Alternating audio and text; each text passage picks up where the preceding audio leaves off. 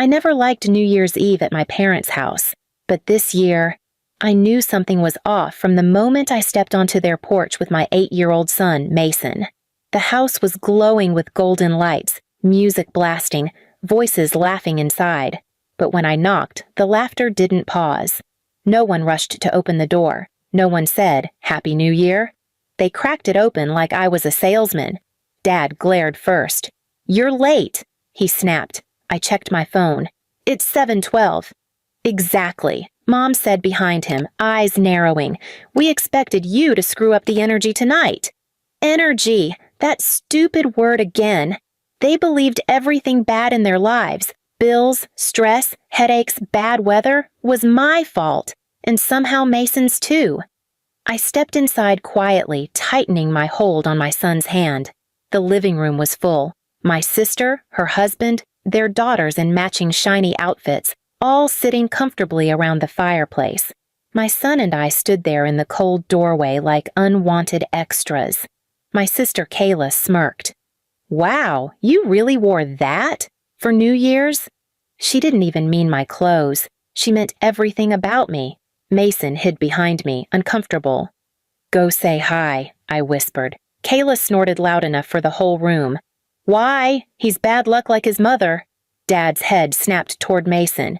"Stand straight. No slouching. You look weak." He was 8. Mom shoved a plastic bag into my hands. "Put the drinks in the kitchen, and don't break anything. You already ruin enough." Mason tugged my sleeve. "Mom, I feel hungry."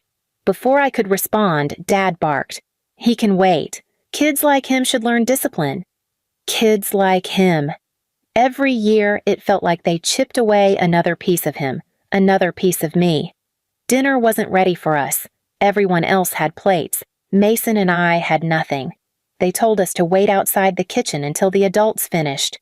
Mason leaned against me quietly, warm little body pressed into my side. The clock hit 8:30, then 9 to 10, then 9:40. Mom stepped out with a tray of food, steak for Kayla's kids, roasted salmon for her husband, garlic mashed potatoes, everything warm and fancy. When Mason reached for a piece of bread on the table, Dad slapped his hand so hard he yelped. Dad glared at me. "Your son takes anything that's not his? You taught him that?" "He's hungry," I said, voice shaking. "Not my problem," Mom said, sipping her wine. Everything escalated when the countdown was mentioned on TV. My family believed something insane, that the first person to bring bad vibes before midnight affects the entire year. And guess who they blamed? Me and my son. Every year. This year, they decided to cleanse their luck. At 10 p.m., Kayla accidentally spilled juice on the floor and blamed Mason. "See, he's ruining the vibe already. Kick them out before midnight." Dad rose from his seat slowly, anger rising like a storm. "You two bring the curse," he said. "Today, we end it." I moved in front of Mason. "We're leaving. Don't touch my son." But Dad slapped me before I even finished the sentence. A sting exploded across my cheek. Mason screamed, trying to pull me away, but Mom grabbed him by the arm. "Stop crying, you little curse," she hissed. She slapped him too, hard enough to knock his glasses sideways. I shoved her off him instantly. "Don't touch him!" Dad charged forward, my sister cheering in the background like she was watching a sport. "You don't get to bark in my house," he shouted, pushing me against the wall. His fist slammed into my ribs. Once, twice, before I could protect myself. Mason tried to help me, throwing his tiny arms around Dad's leg, crying, "Stop! Please stop hurting my mom!" Dad kicked him aside like he was garbage. Kayla laughed. "Ugh, he cries too much. No wonder he ruins everything." My vision blurred. My ribs throbbed. Mason was curled up, holding his stomach. And then came the final blow. Mom opened the back door, freezing winter wind blasting into the house. A blizzard had started outside. Heavy snow, violent wind, minus temperatures. "Out," she said. "We're ending the bad luck before midnight." Dad dragged me by my jacket. Mason scrambled to hold on to me, terrified. "I'll call someone," I gasped. "No, you won't," Dad snarled. You'll walk it off, freeze it off, cleanse your curse. They pushed us both out onto the back porch. Mason stumbled into the snow barefoot because Kayla had hidden his shoes earlier. I banged on the door. He's a child, you can't. The door slammed in my face. Inside, the music got louder. Glasses clinked, fire crackled. My mother's voice floated through the window. To a good year, she toasted. Now that the trash is outside. My son's teeth chattered violently. I wrapped my arms around him, shielding him from the wind as we crouched behind the tool shed, shaking. I whispered, I'm here. I'm here. I promise. I'm not letting you go. But something inside me broke. Completely. Irreversibly. My breath trembled, but my voice stayed steady in his ear. They wanted to leave bad luck behind, I whispered. So now I'm going to leave them behind. For the first time in my life, I wasn't crying. I was planning. And I wasn't planning survival. I was planning revenge, cold, calculated, personal, and nothing like the poetic move-on endings they expected. They would feel something they never believed possible. Loss. The same loss they forced me and my son to swallow for years. Tonight the clock hadn't hit midnight yet, but my revenge had already begun ticking. The wind screamed around us, cutting through our clothes like knives. I held Mason tight, rubbing his arms, trying to keep his body warm. Every time he whimpered, my rage tightened like a fist around my throat. Their laughter thumped through the walls of the house behind us, muffled but unmistakably celebratory, like they had just thrown away the trash and were enjoying the clean space. I checked my pocket. My phone was gone. I already knew where. My sister probably took it accidentally on purpose. She loved making me helpless. But they forgot one thing.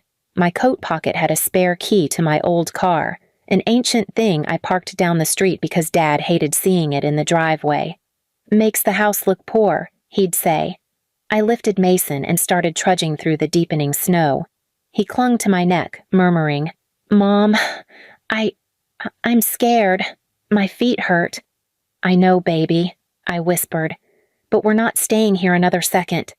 It felt like the longest 5 minutes of my life as I pushed through the icy air toward the street.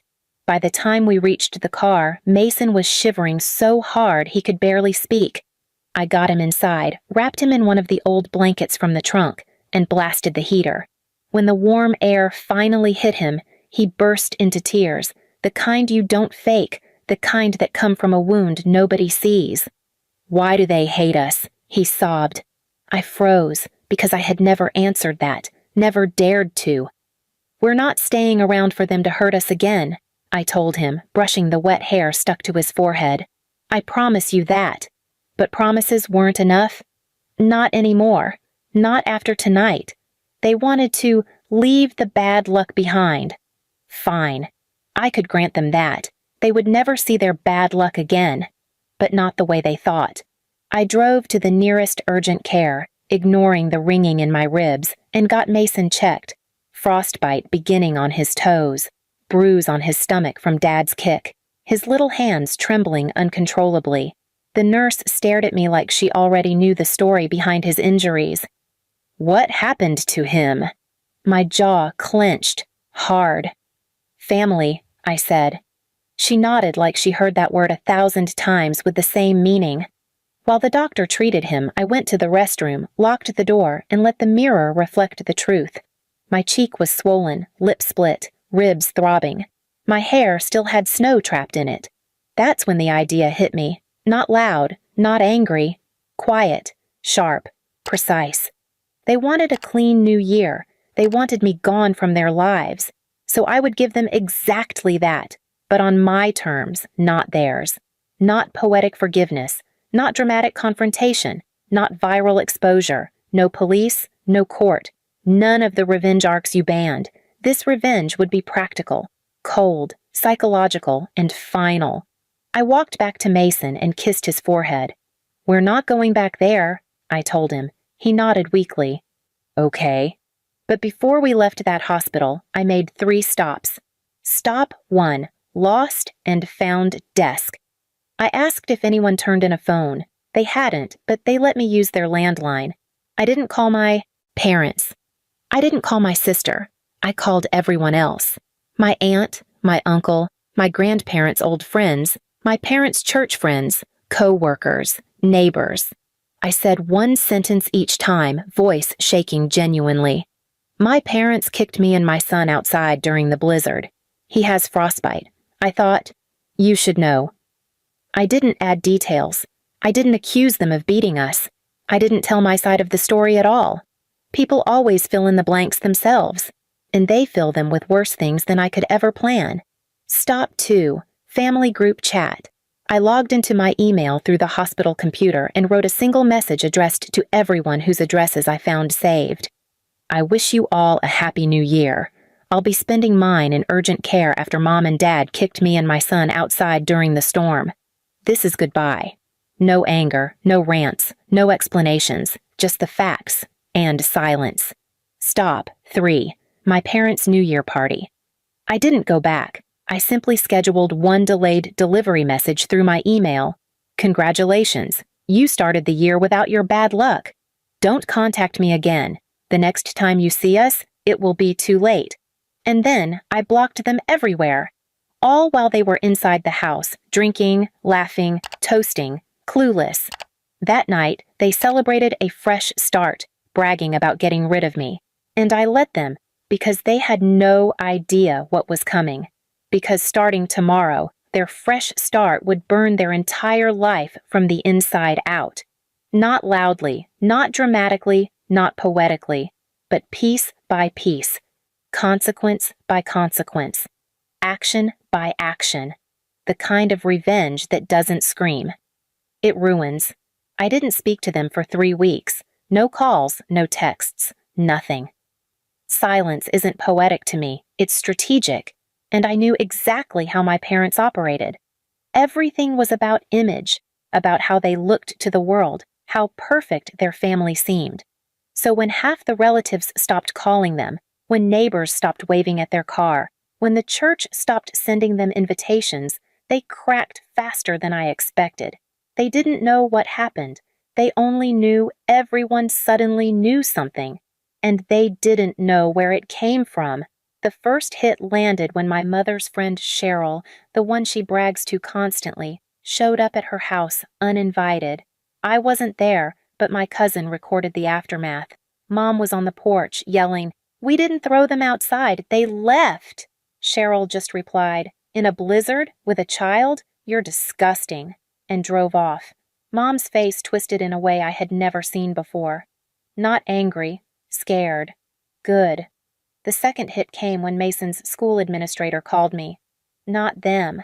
I had never updated anything, but apparently, one of the relatives I'd reached out to sent a message to the school privately, anonymously, warning them that my parents were dangerous around children.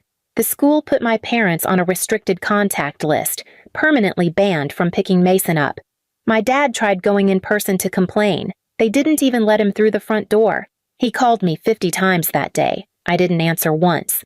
The third hit came when their New Year party friends stopped inviting them all together. People whispered. People avoided. People treated them like something rotten. They kept asking each other, "Who told? Who told? Who told?" Nobody had to.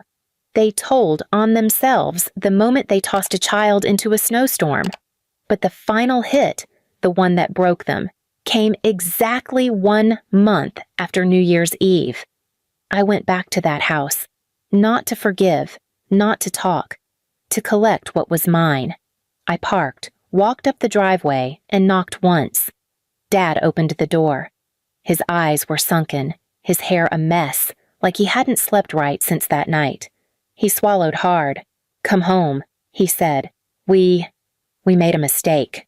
Behind him, Mom peeked from the dining room, her voice shaky. "You're still our daughter. You can't just erase us." I looked both of them dead in the face. "You erased us first," I said. Dad stepped forward. "We'll do better. We'll change." I held up a stack of papers. Not legal documents, not charges, not threats. Just a written notice. "Mason and I won't be part of your lives anymore. No visits, no holidays, no contact. You wanted a year without bad luck. You're getting a lifetime." Dad blinked like he couldn't process the words. Mom's lip trembled. "Please," she whispered. We're alone now." "That's what happens," I said, "when you throw away the only people who ever cared about you." I didn't yell. I didn't cry. I didn't slam the door. I just turned my back and walked away with my son's hand in mine. Dad called out after me, not angry, not demanding, begging. But I didn't turn around. My revenge wasn't poetic. It wasn't loud. It wasn't performative. It was simple. They lost the one thing they never thought I had the strength to take. Us. And for people like them, being ignored hurts more than any punch they ever threw. I buckled Mason into the car, kissed his forehead, and whispered, "We're starting the year right, without them." And for the first time in my life, I actually meant it.